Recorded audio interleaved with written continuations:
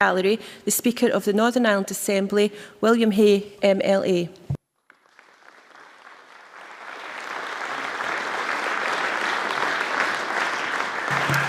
The next item of business is questions to the First Minister. Question number 1, Joanne Lamont.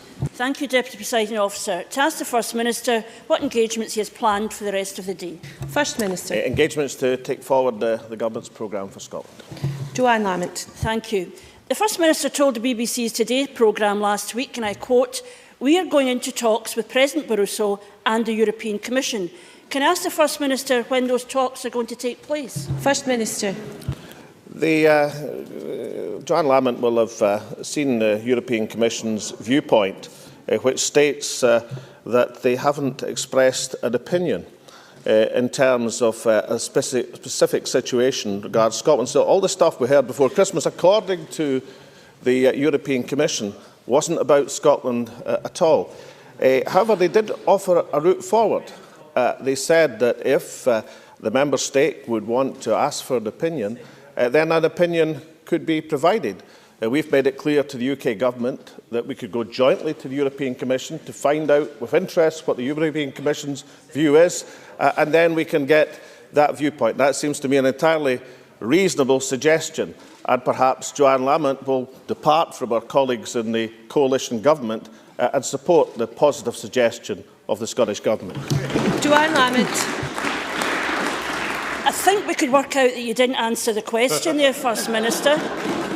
If I can put aside what I'm asked and say about something else, might be an interesting thing to do. It's not what you're supposed to do in this chamber. Because, of course, you said you were going into talks with President Barroso.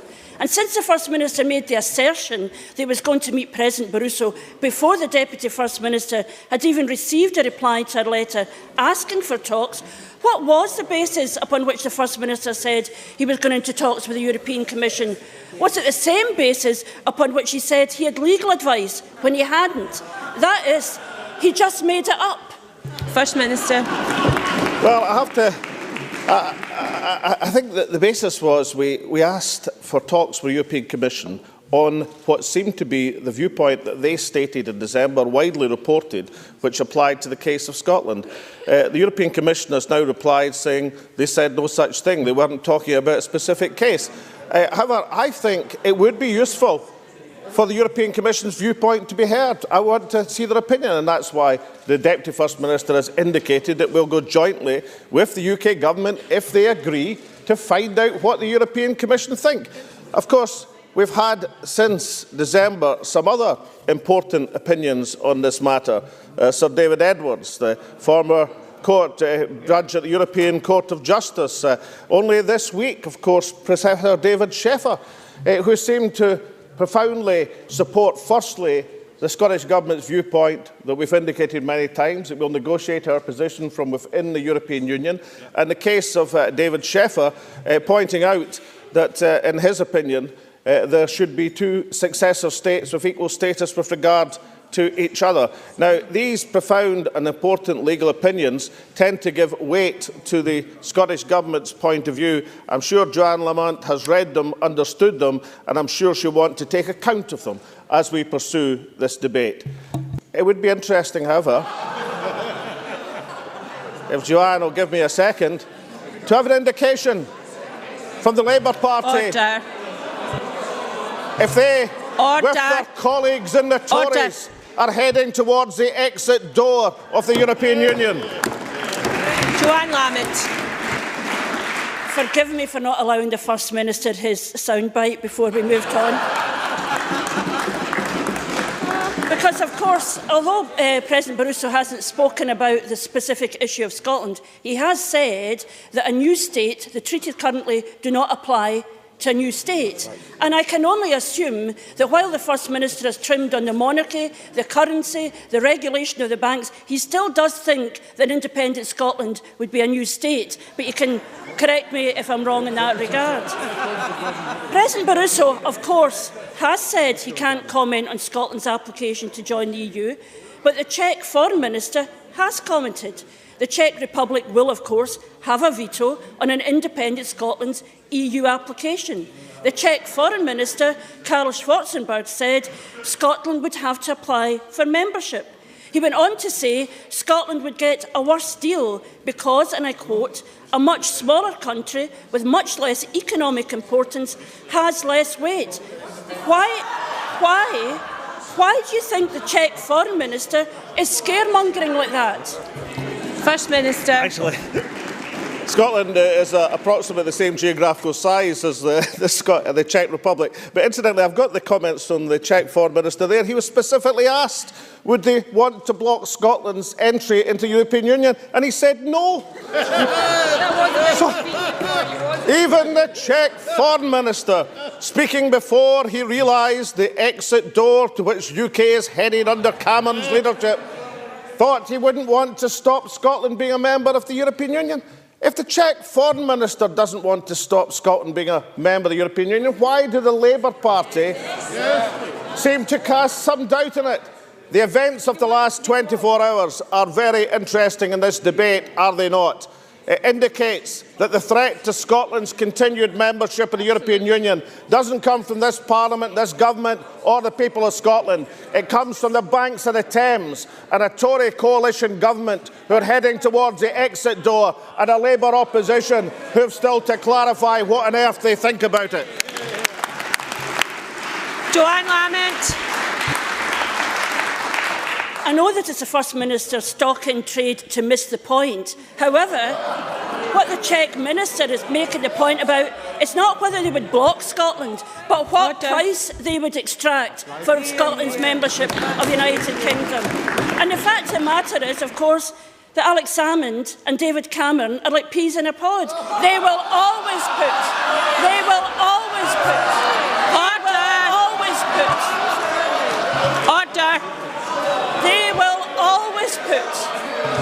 Their party's interest before the interest of the people of this country.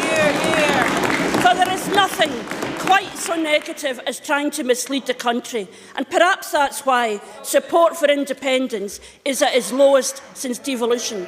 Perhaps the people who hear him say he has legal advice when he hasn't don't believe him anymore. Maybe the pensioner lying in a trolley in a freezing corridor doesn't believe him when he says he's doing a great job with the NHS. And maybe when he says he's doing everything he can to create jobs and then goes on a £500,000 trip to the Gulf, people don't believe him.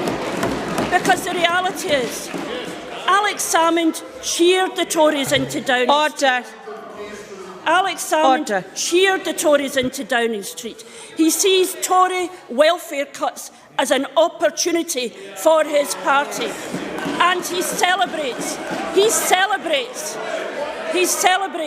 Tory mistakes on Europe. In fact, isn't it the case? He loves the Tories so much, he has taken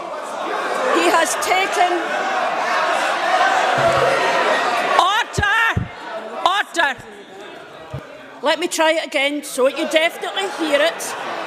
In fact, is it the case he loves the Tories so much he has taken support for independence down to Tory levels of popularity? First Minister. I think Joanne Lamont should try it many times again to try and get it right. I'm not the one who's in the Better Together campaign handing love with the Conservative Party.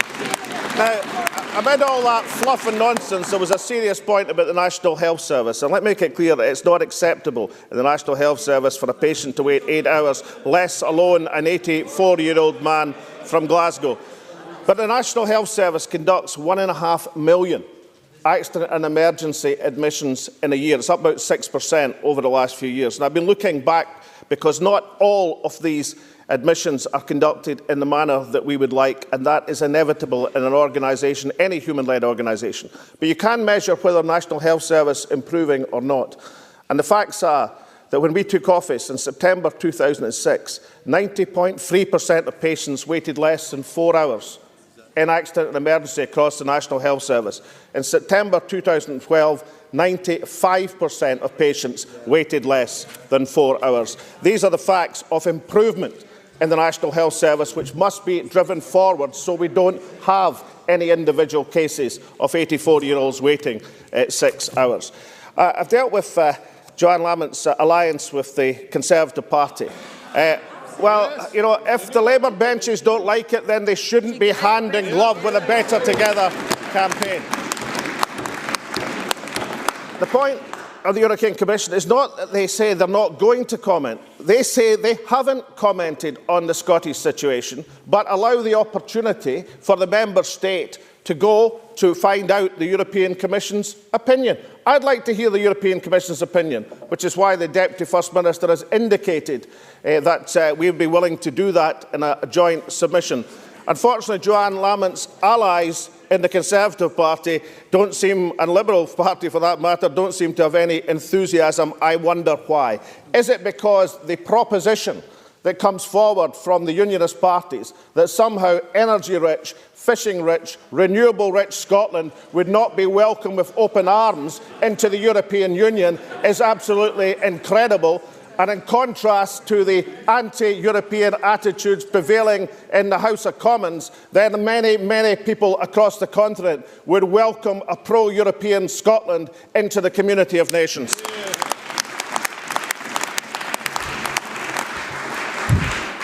I'm calling Joanne Lamont again because I expect any member in this chamber to be allowed to be heard when they ask their question. Joanne Lamont.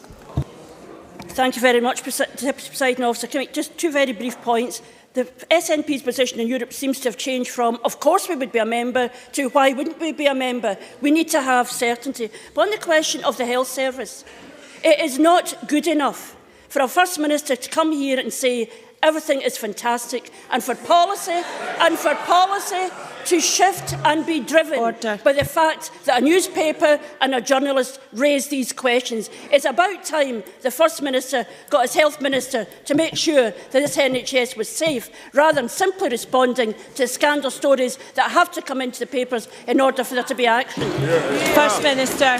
Firstly, let the record show I never said anything of the sort. On the contrary, I pointed out that 1.5 million admissions to accident and emergency, then any human organisation, some people would not be treated as we would like. That is not acceptable. And I specifically made the point that it isn't acceptable for an old person to wait that length of time in a trolley in a Glasgow hospital or anywhere across the National Health Service. But of course the point that Joanne Lamont didn't like is we can tell through the statistics the improvement in the National Health Service in accident and emergency. And if it was unacceptable now, as I say it is, for anybody to be in that position, wasn't it more unacceptable in 2006 when the Labour Party were in power and many thousands more people were in that position in the National Health Service?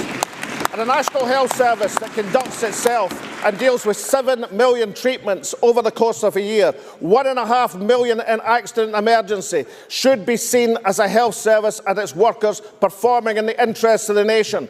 And one last point about accident and emergency. Thank goodness Ayr and Monkland accident emergencies are still open and not closed as the Labour Party would have done. Question number 2, Ruth Davidson. Thank you, Deputy Presiding Officer. To ask the First Minister when he'll next meet the Prime Minister. First Minister. No plans, near future. Ruth Davidson. Well, despite the First Minister's protestations, there are many, many things on which there is clear blue water between us and Labour, not just on Europe.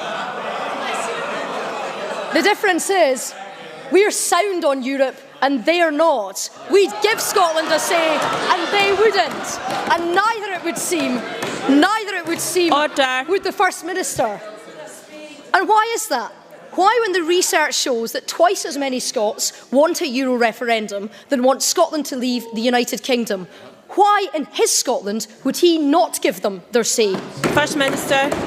Well, I'm delighted that there seems to be an implicit acceptance that the independence cause is going to win the referendum and put forward a position. The reason that the SNP advocate a position is we don't want to leave the European Union. So therefore we don't argue for a referendum on that case. But the Conservative Party's extraordinary position is that David Cameron says he wants to stay in the European Union. Indeed, when he's talking to other European leaders, he says he's the great reformer who's going to save Europe. but when he's running scared from his Eurosceptic backbenchers, he says it's an in-out referendum.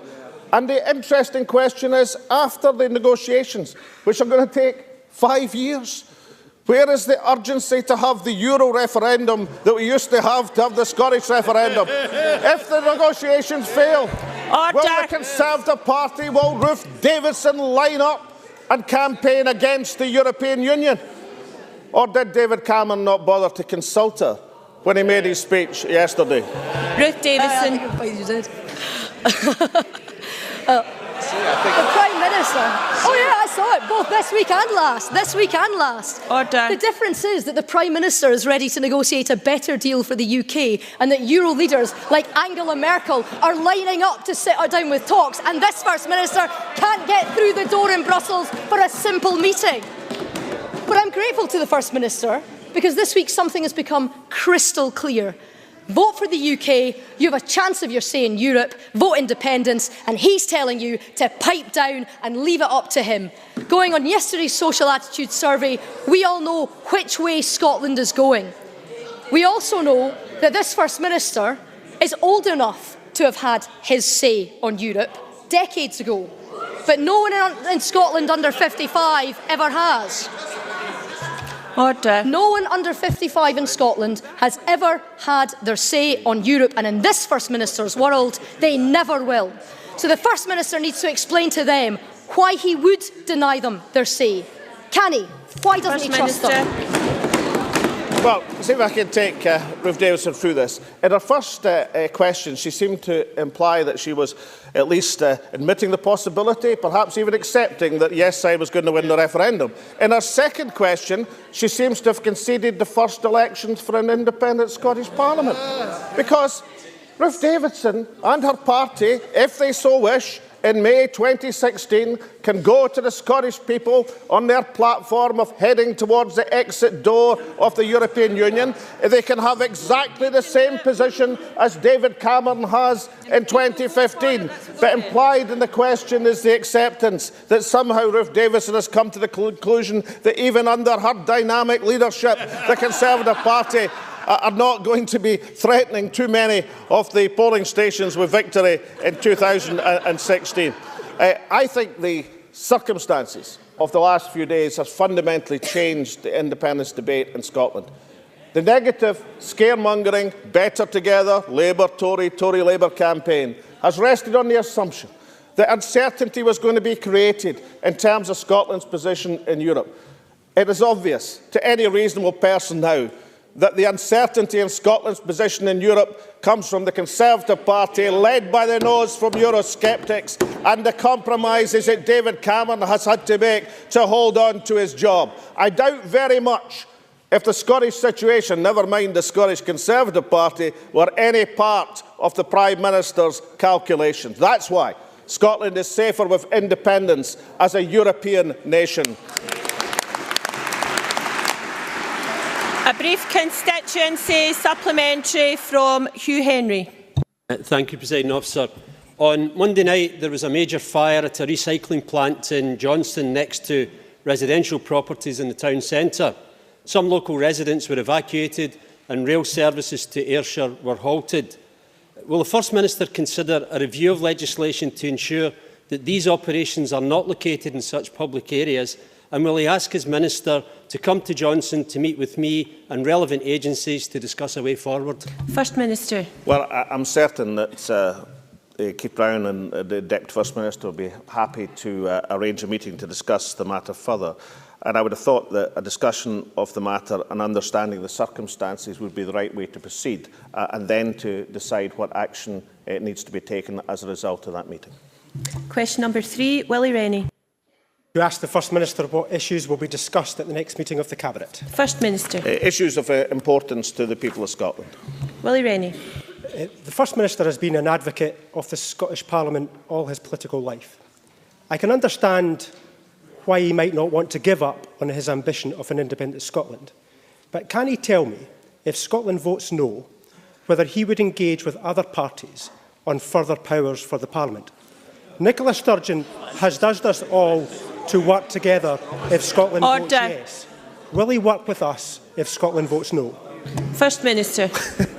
Well, of course, the extraordinary position of Willie Rennie, my certain memory on this is he was desperate to avoid Devil Max or federalism on the ballot paper in the referendum. Because I go into the referendum campaigning to win, as the Yes campaign does. That's how we see Scotland's future. I have absolutely no idea, with the Liberal Democrats' multi-faced alliances between the anti-European Tories and no further devolution Labour Party, where on earth the Liberal Democrats now stand. Willie Rennie. The First Minister knows the referendum is about whether Scotland stays as part of the UK or not. Even his own consultation rejected a second question. I don't quite understand why he's so shy about this. The Liberal Democrats have published our plans for Home Rule in a federal UK. Reform Scotland has produced Devo Plus, and the IPPR's Devo More is out tomorrow. There is a consensus emerging on more powers from all those plans, and it seems to be endorsed by members of the public. Will he at least consider working with me and others on a new constitutional future if Scotland votes no? His deputy wants partnership. That's reasonable. Why doesn't he? First Minister. Well, I do accept one thing. If you look at the social attitude survey, it shows a strong support for the Scottish Parliament increasing its powers. It also shows strong support for the Scottish Parliament to have full powers. And it also shows majority support for the Scottish Parliament controlling items such as social security, which I don't think have even featured in any of the Liberal Democrats' proposals. But I find this attitude surprising. The Liberal Democrats were extremely coy and reluctant to have a referendum at all at one point, and then to have anything else on the ballot paper. Now, apparently, we should revisit that in some way, or try to rearrange the furniture. I don't see how that is tenable. The Liberal Democrat Party wouldn't go into alliance with the SNP at one point because we wanted a referendum on independence. Now they're in alliance with the Conservative Party, who want a referendum on Europe. So, if the Liberal Democrats are willing to introduce the European principles because they have office in the House of Commons at the present moment, then I don't think that many people will regard them as the most reliable allies in terms of the Scottish self-government cause. So my proposition to Willie Rennie is, given that in the past, at least, Liberal Democrats have expressed the strongest support for Scotland having the strongest possible powers, why doesn't he desert the Europhobic Conservatives and the No Further Labour Party and come and join the Yes campaign? And then we can campaign jointly to take the Scottish people into a position of real self-government. Question number 4, Bill Kidd. First Minister, what the Scottish Government's position is on the recent report in the Scotsman newspaper that Scotland is receiving less than its population share of defence spending. First Minister. Well, the Freedom of Information on which the Scotsman article is based reports that between 2007-8 and 11-12, Scotland received £1.9 billion less than its population share of government spending on major EU-exempt projects. The Scottish Government's position that Scotland's interests best served under independence if this Parliament could take decisions on these matters, allowing our defence and shipbuilding industries to flourish. I noticed that was backed by Ian Godden, former chairman of the Defence Industry Leader ADS, who recently said in evidence to the Scottish Affairs Committee, quote, "Scotland can maintain its position in defence interests because there is an industrial and engineering capability that Scotland has got which makes it attractive." Bill Kidd. I thank the First Minister for that answer. The First Minister will be aware that the MOD announced earlier this week that up to 5,000 job losses are expected as a result of further army redundancies. Can I ask the First Minister if the Scottish Government will raise this issue with the UK Government and seek clarity on how Scotland may be affected by these redundancies? And does he think that instead of wasting billions of pounds on the obscenity of nuclear weapons, this money would be better spent on maintaining the front line? First Minister. Yes, I do think that, and I think that the Conservative-led government, which has regarded defence as a major issue in the constitutional debate, should actually explain why people who have potentially been on the front line fighting in Afghanistan are going to come home for P45s under their formulation. Most people, most human beings would find that a disgraceful perspective under the Conservative Party. I also note, in terms of Trident, a correction in the Herald newspaper. It seems that the previous jobs estimates that were quoted are based on double and triple counting. So both in terms of the real redundancies in defence which are happening under the Conservative-led government and the waste of expenditure of billions on a system of mass destruction, I think it would be far better if these areas were under Scottish control. Supplementary, briefly, Rhoda Grant. Thank you, Presiding Officer. The First Minister will be aware that the Scotsman report did not cover all MOD spending in Scotland, including the cost of extensive world-class protection for our oil and gas rigs in the North Sea. Can you tell me, if Scotland were to leave the UK, how this protection would be provided? First Minister. Well, by the Scottish Conventional Defence Forces, and the advantage would be we'd have conventional forces protecting Scotland's interests and partnership with our allies, as opposed to wasting billions on an unwanted, unusable system of weapons of mass destruction that the vast majority of Scottish MPs and the overwhelming majority of MSPs in this chamber have voted against. And I think Rhoda Grant, if she actually believes in this Parliament, believes even in the views which has been expressed by many people in the Labour Party, how on earth can she accept a situation of billions of expenditure wasted on Trident while conventional forces are being run down? And why can she possibly defend, in the system of public spending cuts that we see across the UK, these billions going into weapons of mass destruction? I think she should look to her conscience and come up with a different answer. Question number 5, Drew Smith.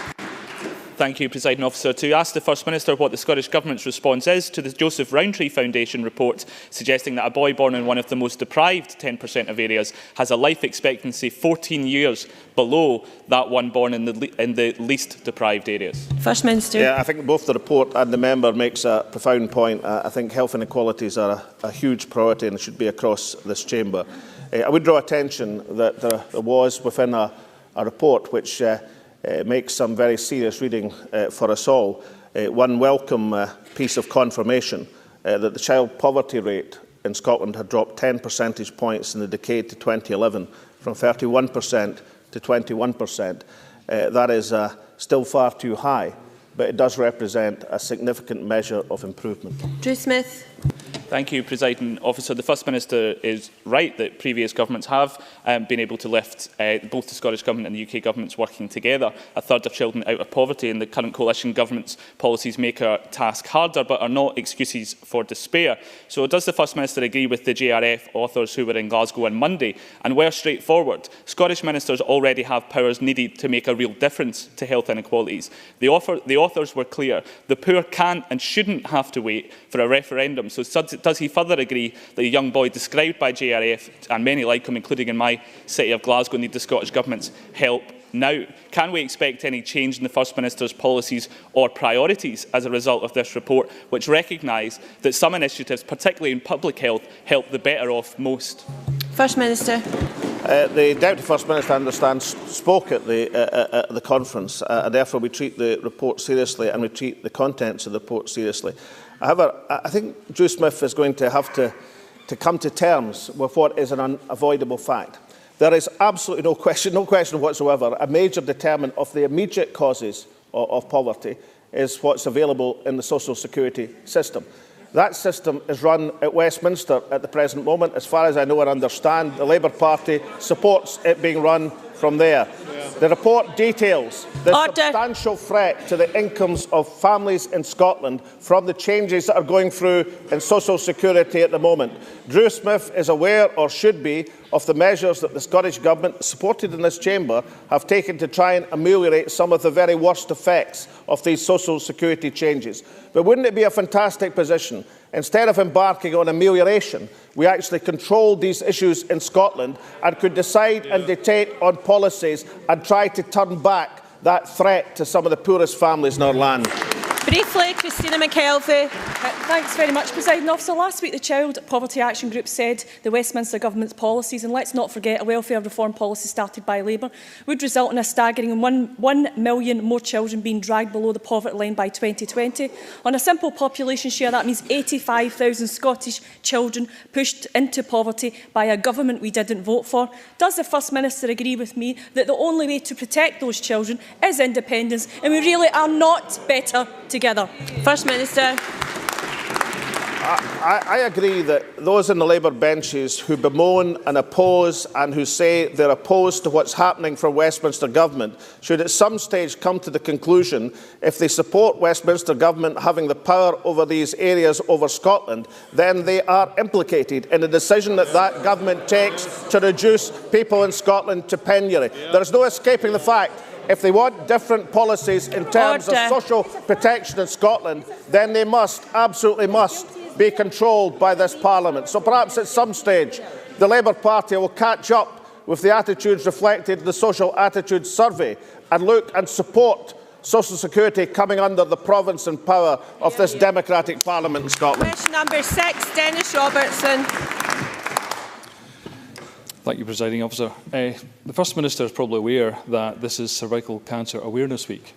What steps can the Government take regarding the education and awareness for cervical cancer? First Minister. Well, it's certainly correct, as Dennis Robertson indicates, that the earlier cancer is diagnosed, the better the chance of a complete cure.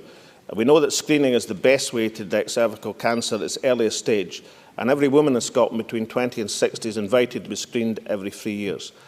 As well as information on screening, each invitation includes information on the signs and symptoms of the cancer. This week's Cervical Cancer Prevention Week. This is the week, and the message from this Government, and I'm sure for the whole Chamber, is that anyone experiencing these signs and symptoms should see their general practitioner straight away. Dennis Robertson. I thank the First Minister for that answer. I'm sure the First Minister would, with me, congratulate the Joe Cervical Trust and the awareness that they bring to women throughout the country. What coordination within the health boards can the First Minister ask for in terms of the awareness regarding, because there is a decline in the number of women actually attending screening? First Minister. I think that's an important point that Dennis Robertson raises. There's a 30 million Detect Cancer Early programme, and it obviously highlights the screening programmes available. We also work with NHS boards, including the responsibility for publicising screening within their local areas, and GPs play a pivotal role in highlighting the benefits of screening to their patients. Nationally, the information we provide for NHS Health Scotland is a key to allowing women to make an informed choice. But I'd be delighted to arrange a meeting with the Health Secretary and Dennis Robertson to take forward and to look in particular at these worrying indications that perhaps that information is not getting through to the fullest extent. Thank you. That concludes First Minister's questions. Before we move on to the next item of business, I will allow a short pause to allow members who are not participating in the next debate to leave the chamber and for the public gallery to clear before we move on to members' business. Could I ask the public gallery to clear quietly, please?